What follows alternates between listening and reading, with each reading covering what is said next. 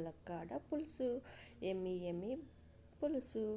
First ముందుగా ఒక మందపాటి గిన్నె తీసుకొని అందులో 2 టేబుల్ స్పూన్ ఆయిల్, ఆవాలు, జీలకర్ర, వెల్లుల్లి వేసుకోవాలి. పులుసుకి వెల్లుల్లి వేసుకోవాలి. ఇంకెక్కువ వేసుకోవడం వల్ల చాలా టేస్ట్ ఉంటుందండి మధ్య మధ్యలో వెల్లుల్లి తింటే.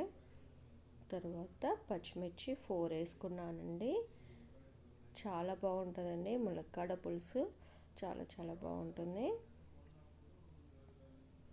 ఇవి కొంచెం గోలాక ఆనియన్ 1 ఆనియన్ తీసుకున్నాను, అవి పొడుగ్గా కట్ చేసుకున్నానండి.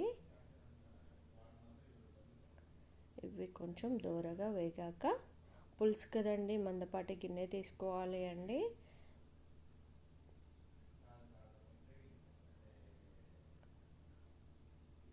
తర్వాత ఫ్రెష్గా నార తీసి పెట్టుకున్న ములక్కాడలు వేసుకోవాలి అండి. ఇది కరోనా టైంలో ములక్కాడలు ఎక్కువ తీసుకోవడం వల్ల చాలా ఇమ్యూనిటీ వస్తుందండి. ఓకేనా ఫ్రెండ్స్, మీరు కూడా ఎక్కువ ములక్కాడలు, ములక్కాడ చట్నీ అవి చాలా వరకు ట్రై చేయండి. మన బాడీలో ఇమ్యూనిటీ పవర్ చాలా అవసరం అండి ఇప్పుడు. తర్వాత ములక్కాడ కొంచెం వేగాక పసుపు, కారం, ధనియా పౌడర్, కొంచెం గరం మసాలా వేసి కొద్దిసేపు మళ్ళీ మూత పెట్టుకుందామండి. చూడండి ఎంత కలర్ఫుల్గా ఉందో. కలర్ఫుల్గా కాదండి, టేస్ట్ కూడా బాగుంటుందండి, చాలా బాగుంటుంది. కొంచెం మగ్గాక తర్వాత చింతపులుసు తీసుకోవాలి అండి. అది ఫస్ట్ నానబెట్టుకొని పక్క పెట్టుకోవాలి. తర్వాత ఇందులో అల్లం వెల్లుల్లి పేస్ట్ వేసుకోవాలి 1 టేబుల్ స్పూన్. తర్వాత మెంతి వేసుకుంటే మెంతి వేసుకోవచ్చండి, నా దగ్గర లేదు. ఇలా చింతపండు ఫస్టే నానబెట్టుకొని ఇలా చేసుకోవాలి. తర్వాత కొంచెం ఇవి అల్లం వెల్లుల్లి పేస్ట్ వేగాక చింతపులుసు వేసుకోవాలి.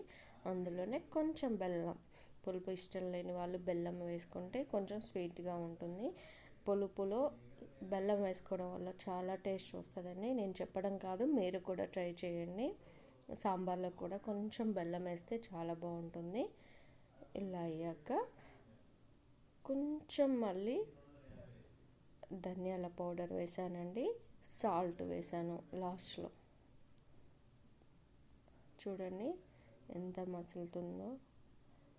ఇలా వచ్చాక ఆఫ్ చేయడమేనండి. జస్ట్ ఒక 15 మినిట్స్ టైం పడుతుందండి. ముందుగా అన్నీ చేసి పెట్టుకుంటే 15 మినిట్స్ టైం పడుతుందండి.